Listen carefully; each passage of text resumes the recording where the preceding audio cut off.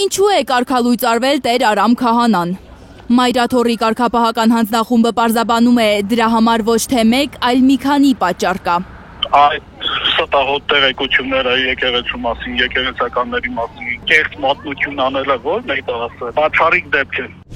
Ստեփան Ասատրյան, ավազանի անունով աշխարհականների շարքը դասված նախկին հոգևորականը վերջին մեկ ամսում պատարակների ժամանակ չի հիշատակել ամենայն հայոց կաթողիկոսին եւ իր թեմակալ առաջնորդ Մկրտիչ Սրբազանին, ինչպես կարգն է։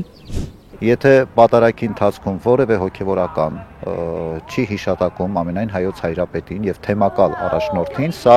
պատարակի հստակ կանոնի մեջ է մտնում եւ դա կարեւոր ու պարտադիր պայման է։ Այսինքն ինքը չի ընդունում եկեղեցու իշխանություններին։ Տեր Եսային կտրուկ հերքում է ԿՊԱ-ականների տարածած լուրը, թե Հովանավանքի հոգևոր հովիվը կարգալույծ է հռչակվել Աննա Հակոբյանին ընդունելու կամ Փաշինյանների տունը օրհնելու համար։ Դա բացարձակ սուտ ու կեղծիք է, մարդկանց մոլորեցնելու հստակ նպատակով։ Հովնան Սրբազանը մեր եկեղեցու պատմության մեջ մի դեպք է միայն հիշում, երբ Սուրբ Գրիգոր Նարեկացու եպիսկոպոս հայրը չընդունելով կաթողիկոսի իշխանությունը կարգալույծ է հռչակվել։ Արամ Ասատրյանին, նույն ինքը Ստեփան Ասատրյանին կարգալույծ հռչակելուց առաջ կարգապահական հանձնախումբը 3 անգամ հրավիրել է ներկայանալ Մայրաթոռ պարզաբանումներ տալու։ Կարող էր դա ներկայանալ եւ կարող է լրիվ ուրիշ ընթացք ունենալ։ 3 անգամ հրաժարվեց, բայց ինքը չուզեց։ Ոչ թե ինքը իր տերերը, ինքը մի խամաճիկ է ընկել է ձեռքները։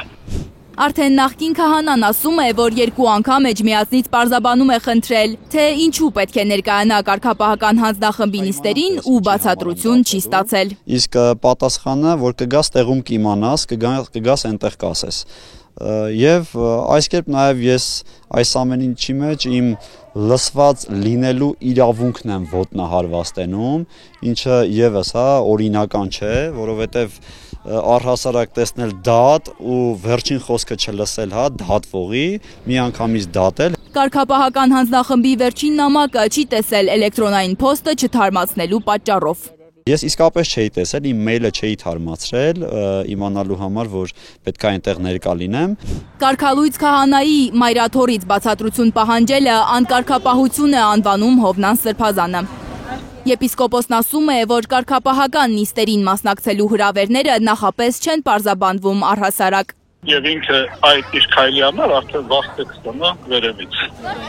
Ստեփան Ասատրյանը պնդում է, չի պատրաստվում լքել Հովանավանքը, շարունակելու է հոգևոր ծառայությունը։ Չեմ հեռանալու, իմ ժողովուրդս ուզում է, որ ես ծառայեմ իրեն։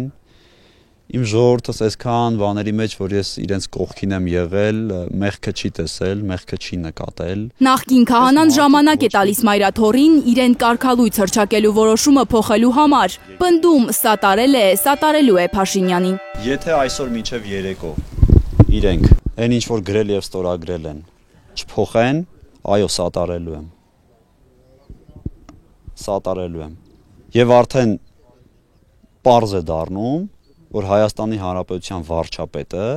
ինչ ասում է, ճիշտ է ասում։ Իսկ ես ճշմարտության կողքին եմ լինելու։ Այո, սատարելու եմ Հայաստանի Հանրապետության վարչապետին։ Կարգալույծ արված քահանան պատրաստվում է Կիրակի պատարակ մատուցել Հովանավանքում։ Փաշինյանն արդեն ասել է Կիրակի այնտեղ է լինելու։ Ահա որ սարսափելի բան է դա։ Իմանալով որ կարգալույծը եւ խափում է ժողովրդին Քրիստոսի մարմնի վայրյանն է մոտենում։ Դա արդեն ինքնախաբեություն է։ Հովնան Սրբազանը ասում է կարգալույծ քահանան մարդկանց ճակատագրերի հետ է խաղում։ Նրա արած մկրտությունն ու պսակը անվավեր է ճանաչելու հայ առաքելական եկեղեցին։ Լանա Համբարձումյան, Միլենա Պողոսյան, Գագիկ Տեր-Ղազարյան, Հայլուրի համար։ Հայաստանում եւ աշխարհում տեղի ունեցող իրադարձությունների մասին առաջին իմանալու համար բաժանորդագրվեք մեր ալիքին, սեղմեք զանգակը, որ բաց չթողնեք ամենահրատապը, ամենակարևորն ու հետաքրքիրը։